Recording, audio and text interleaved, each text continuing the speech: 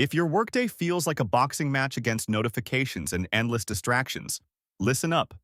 I used to be right there with you, feeling like I was constantly treading water instead of actually swimming forward. We're all drowning in a sea of pings, pop-ups, and urgent requests that hijack our attention the moment we try to sit down and do something meaningful. It's a chaotic battlefield out there, isn't it? Every time you get into a groove, something yanks you out, leaving you feeling scattered and frustrated and wondering why you never seem to finish anything truly important. What if I told you there's a way to build a personal fortress of focus, a shield against the digital chaos that lets you get deep, uninterrupted work done every single day?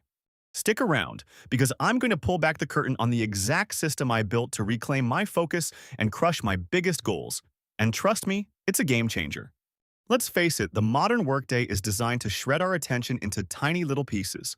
You sit down, open your laptop, and before you can even register what you're doing, an email dings, a chat bubble pops up, or your phone buzzes with some urgent notification. It's like trying to fill a bucket with a hole in the bottom. All your effort just drains away.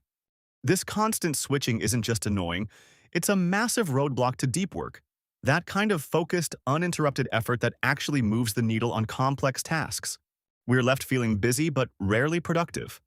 That's why I had to create a meticulously structured day, one that prioritizes those golden hours of concentrated, uninterrupted work.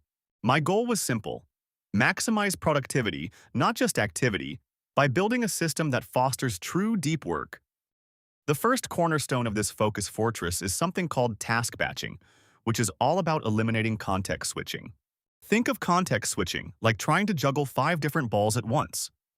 Every time you switch from one task to another, your brain has to reorient itself, load up new information, and then get back into the flow. It's mentally exhausting and incredibly inefficient.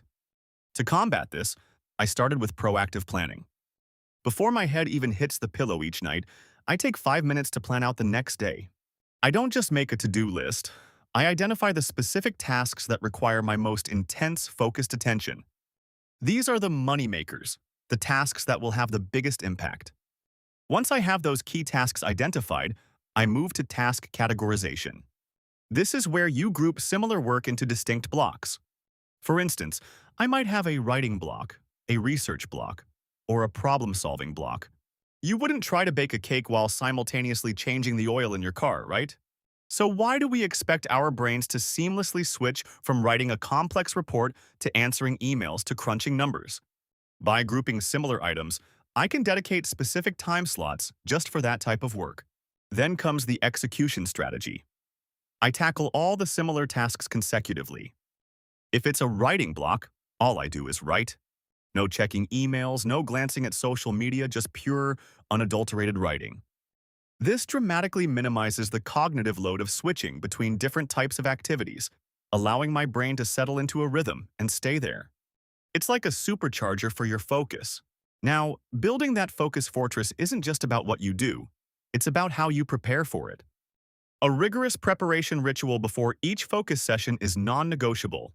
First up, digital environment control. This is where you become a digital bouncer, kicking out anything that doesn't belong. My phone goes on silent, face down, in another room if possible. All notifications on my computer are disabled. Email alerts, chat apps, everything.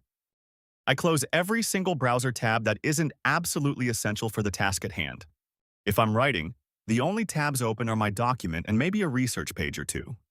Everything else is gone. It's about creating a sterile, distraction-free digital space. Next, communication and boundary setting.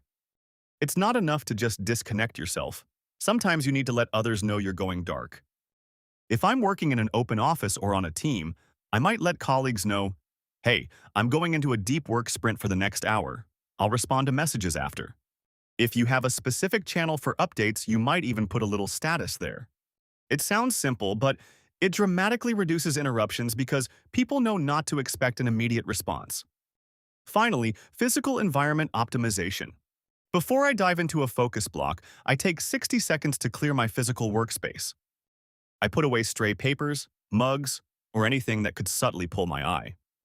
A clean, clutter-free environment signals to my brain that it's time for serious work. It's amazing how a few seconds of tidying can make your space feel more conducive to concentration. Once I've locked down my environment, it's time for the core work strategy, and for this, I lean heavily on the Pomodoro technique. If you haven't heard of it, it's ridiculously simple yet incredibly powerful. The idea is to work in focused 25-minute intervals. During these 25 minutes, it's head down, no distractions, pure concentration on that one categorized task. The beauty of this technique is that 25 minutes isn't so long that it feels overwhelming, but it's enough time to really get into a flow state. It helps maintain a high level of concentration because your brain knows there's a clear end in sight. After each 25-minute sprint, I take a structured short break, usually 5 minutes. This isn't optional, it's a critical part of the system. These breaks prevent burnout and refresh your mind. But here's the key to effective break utilization. You must completely detach from work. Do not check your phone for emails. Do not scroll social media. Do not just quickly look something up for the next task. Instead, step away from the computer entirely. Stretch, walk to the kitchen for a glass of water, look out the window, or even do a few quick squats. These micro breaks allow your mind to truly reset, preventing the diminishing returns of prolonged, unbroken focus. It's like hitting a mental refresh button so you can dive back into the next Pomodoro with renewed vigor. Even with the best planning, life happens. Unplanned disruptions are a reality we all face. That's why I built in a system for managing them. Scheduling buffer time. I recognize that complete isolation isn't always possible, and trying to ignore every single incoming message or urgent request is just going to stress me out. So I deliberately schedule specific buffer time into my day. This isn't focus time. It's dedicated time for everything else. This is where I allocate slots for checking and responding to emails, making quick phone calls, or handling those short administrative tasks that pop up. This isn't just about managing disruptions. It's about protecting my core focus sessions. By having dedicated windows for addressing non-critical needs, I prevent those things from bleeding into and hijacking my deep work blocks. If an email comes in during a focus session, I know I have a designated time to deal with it later. This simple change drastically reduces the urge to constantly check and react, keeping my deep work blocks sacred and uninterrupted. It's like having a dedicated inbox for your interruptions so they don't end up on your main desk. Finally, the secret sauce to making this system truly effective: continuous improvement through an end-of-day review and reflection. Every day before I shut down, I take a few minutes to evaluate how it went. I look at my planned tasks. What did I succeed at? What did I fail to get done? But more importantly, I try to understand, did I get distracted? If so, what was the distraction? Was it my phone, a colleague, a nagging thought? This isn't about beating myself up. It's about identifying areas for improvement. Maybe I realized I need to be more aggressive with turning off notifications, or perhaps I need to communicate my focus blocks more clearly to my team.